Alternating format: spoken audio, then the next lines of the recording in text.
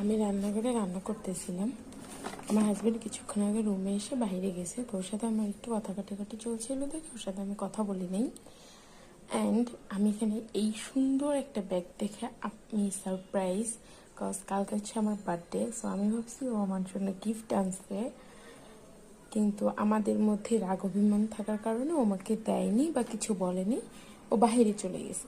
আমি সুন্দরভাবে এটা আনপ্যাক করতে আসছি। অ্যান্ড এটার মধ্যে কি জানেন, ও হচ্ছে আবার আমার, দাঁড়ান দেখাচ্ছি, বের করে নি। তো ও হচ্ছে আমার আম্মুর বাসায় গেছিল, আমার বড় আপু এই বক্সে একটু চালতার আচার দিয়ে দিচ্ছে। এই চালতার আচারটা এই এত সুন্দর বাটিতে করে, এই বাটিটা এত সুন্দর একটা ব্যাগে দেওয়ার কি মানে ভাই? কেন? আমি কে তুই বোকা? আমার কি সুন্দর বোকা বানাইলো জানেন? আমি রান্নাঘরে গিয়ে কি সুন্দর মিটি মিটি হাসতেছিলাম, যে খুশি হচ্ছিলাম যে ও আমার জন্য গিফট আনছে। অ্যান্ড দেখেন এটা কি, আর এটা কি? এই আচারটা খাওয়ার মতো কোনো মুড আছে এখন?